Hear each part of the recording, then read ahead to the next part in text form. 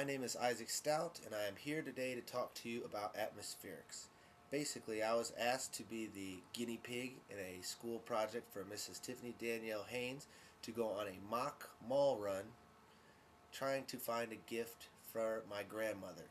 The outlines are I have to stop at the anchor stores and work my way through the mall witnessing atmospherics from my perspective. And atmospherics are basic tools that retailers will use to try to corral consumers into a point of sale, whether it be sights, sounds, the general outlay of the building, lack of clocks, just different things that they think will subliminally help me make a decision or not make a decision about purchasing their particular product. So let's check it out. Here I am outside the beautiful, absolutely ravishing front of the Georgia Square Mall. It's big, it's bright, it's welcoming. It kind of acts as a funnel to get you into the building. Immediately after entering the mall, I am completely overwhelmed with two of my favorite things, which is really crappy food and really crappy stuff that you'd see on TV. Normally, I wouldn't even buy stuff on TV. I don't fall for it. However, the store is so bright, it's so small and compact, and they have the Fukuhara, Chinese scissor and chop saw knife mitten kitten, all that stuff just blasting me in the face. I need to go in. I have to. So I walk in the store, I browse around at thousands of really crappy items that I will never use, thinking in my head that I need all of this stuff. So I break out.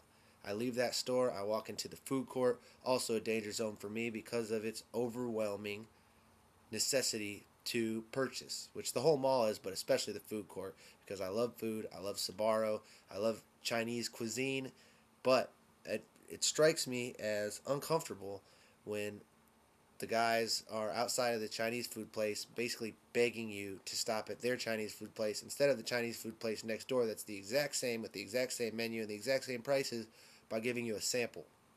I love samples, don't get me wrong. However, sometimes I feel uncomfortable because once I take the sample, I feel obligated to purchase, which is definitely their plot and their plan. So I give them the graceful 10-second period where I stare at the menu, pretending that I'm going to purchase, and then I just look over my shoulder like somebody called my name and walk away. This leaves me by the pretzel stand because it's by itself. It's not so crazy. There's not so much competition, people begging you to get stuff. It's just one lady behind the desk making pretzels, not threatening, not trying to get me to buy anything. Simple, easy, couple bucks, give me my pretzel, I'm out. As I am trying to stare at this menu, figuring out which of the delectable pretzels I want, I am apprehended by this woman. This woman is your stereotypical mall salesperson. They are not afraid to get in your face. They are not afraid to scream at you as you come at them and as you walk away because they make their money on commissions. Now, I normally walk away from this type of stuff because I always assume it's a scam because of the way it's set up. It's just not familiar. It's not comfortable. It's someone trying to sell me something, and that's not something that I usually am open to. Because I'm taking pictures in the mall, she says, hey, I can take that old iPhone you have and upgrade it for free to an iPhone 4. And I said, awesome. I'm listening to her pitch. I'm taking in the atmospherics. We're in the middle of the mall, and she is selling me, looking at my phone number, telling me I can get this brand new iPhone 4 for $40. I just have to trade in my old phone. We're having this wonderful time. That's us right there. And then boom, comes down to the actual dotted line, and I'm paying over $200 for a product that I thought I was originally getting free. I'm out. While she was taking her time typing it in the computer because the mall is a second-by-second purchase extravaganza, I'm over here staring in this sweet window with all this crazy art and colorful stuff, not even really paying attention to her, and that's how I make my way to Earthbound. Earthbound is an awesome store. I spent about 45 minutes in there just browsing because as you go in, it turns into somewhat of a scattered looking maze of awesome items. Everything from salt rocks that light up to dream catchers, and if you'll notice, the wall that the dream catchers are on is not just a white clip-up wall, but it's like a beige clip-up wall to give you that feeling that you're in the Mojave Desert and everything is earth tones and we're all connected to the universe even though we're still inside of a mall. You have invisible crabs. I've used that one before.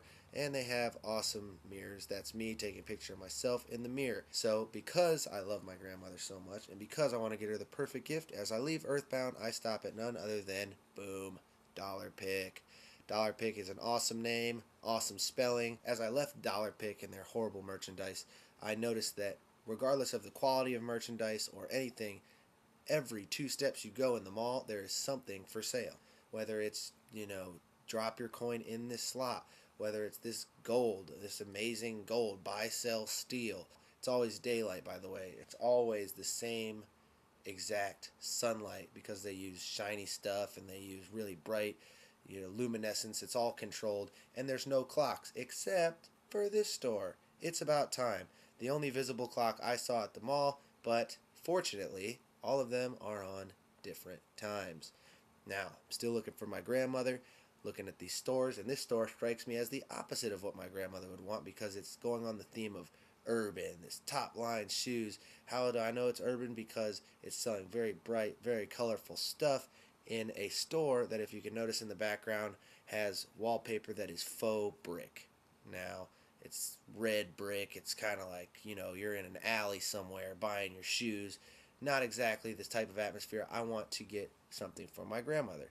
So I continue walking. As I'm walking, another 2 steps, there's a kiosk that has iPhone 4 covers, making me sad because I just lost a sale on my iPhone 4. So I go another 2 steps, and there is another identical kiosk like they never saw each other before and just set up shop selling iPhone 4 covers. Now I'm starting to think it's a conspiracy against me. Another 2 steps, another something for sale. Same out in the open, wide atmosphere. Everyone's walking around like we're not even in a mall. There is a massage table and a massage artist at this table knitting, furiously knitting. I'm talking about looking like she's stabbing somebody to death in prison, knitting with these needles. And I'm thinking about getting a massage? No. And my store that I'm supposed to go to is way over there, Sears.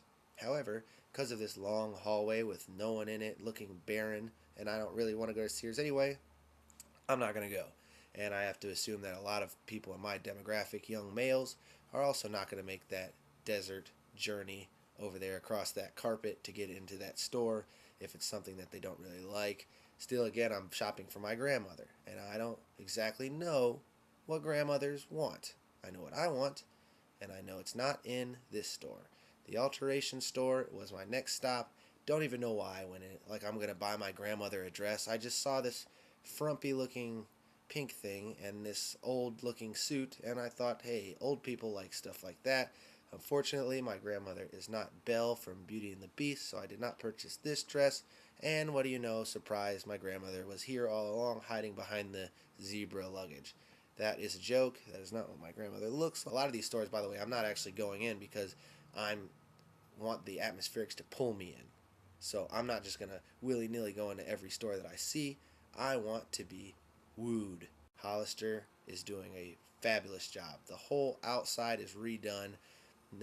A secondary point of sale, I would call it. It's not necessarily geared directly toward that final transaction where I'm paying money for your product. It's a secondary thing that adds that level of comfort and familiarity by putting a big cabana roof outside of it. It's welcoming. It's more dark. It's not as flashy. It says, come on in. So guess what?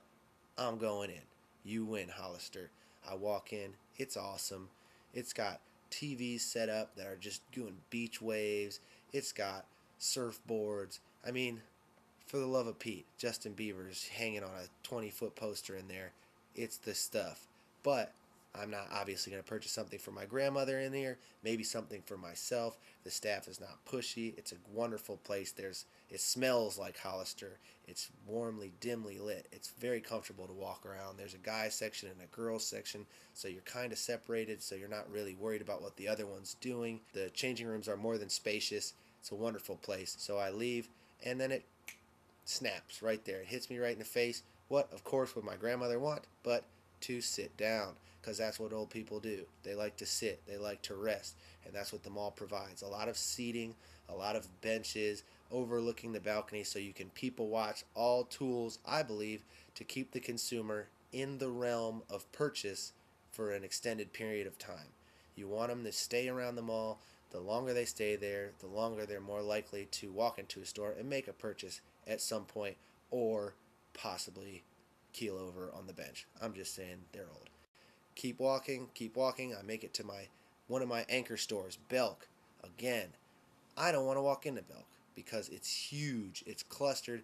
Everything in the front of it is geared toward women, and it's like dresses and perfumes. And I'd never walk into a store if there's perfume everywhere because A, I have a little bit of asthma, okay? I'm not afraid to say it.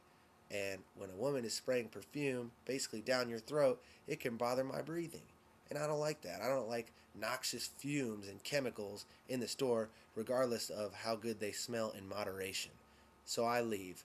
I'm noticing, the awesome Christmas decorations. They really went all out this year at the Georgia Square Mall with 19 rope lights. That's cool. That's atmosphere. They're not obligated to do that, but it makes the consumer feel more welcome. Another advertising everywhere. This woman loves Diet Coke so much she slapped herself in the mouth. And speaking of getting hit in the mouth, I almost got run down by a train. In the middle of the mall, a train, $7 for a ride where a guy drives you around the mall on a cool little train. Really fun, makes kids want to come back. If kids want to come back, the parents want to come back, and the parents are the ones buying kids toys in the first place. So there you go. Point of sale. Express, another store that I really like. Trendy, I want to say.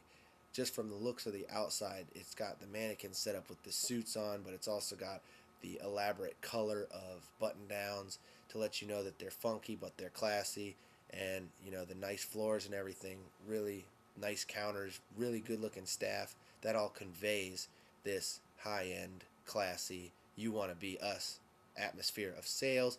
And just as I'm trying to make it to my favorite store in the whole mall, I get apprehended by this man. This man is 5'2" of pure pain, walkie-talkie in hand, tie, average shirt, telling me, why are you taking pictures in the mall? And I explained to him it's for a school project, and I have to, view the atmosphere. I have to see what my shopping experience is like here in the Georgia Square Mall. He said I could no longer do that, so basically game over. However, I did last minute whip out my camera and get a couple snaps in Spencer's, my favorite store. Insanely clustered. You walk in, you're funneled all the way to the back with these disco balls and these lights and these black lights and these strobe lights and all this stuff that's just overstimulating all of your senses at the same time, as well as dirty humor and things that you're like, oh my goodness, they can't even have this in the mall. I love this place. I spend about 30 minutes in there every time just because your eye wanders from one funny thing to one flashing thing to one inappropriate thing to one thing, belt buckle or something that's actually cool. So Spencer's does a really wonderful job of keeping you in their little dark maze and keeping you in that one world where you're not actually in the mall. You're in a store that could be anywhere. And finally, I make it back to JCPenney, which is my anchor store. Pretty much the same exact thing as Bell. It's big. I think, has the same merchandise. I don't know because I never shopped there. But it's got perfumes. I know it's got women's stuff. And it is impossible to navigate. Everything is octagonal pathways and walkways with tiles. And I feel like sometimes the store's got 3 levels. Sometimes it's got 9, depending on what floor you're in. And it's really, I don't know, there's just wandering staff people and security everywhere. Not for me. All in all, my experience at the Georgia Mall was phenomenal. I didn't actually get anything for my grandmother. I was apprehended and thrown out by security. I am still hungry because I never ate and I did not get an iPhone. So I hope this helps you on your atmospherics project, Tiffany, and thank you for your time.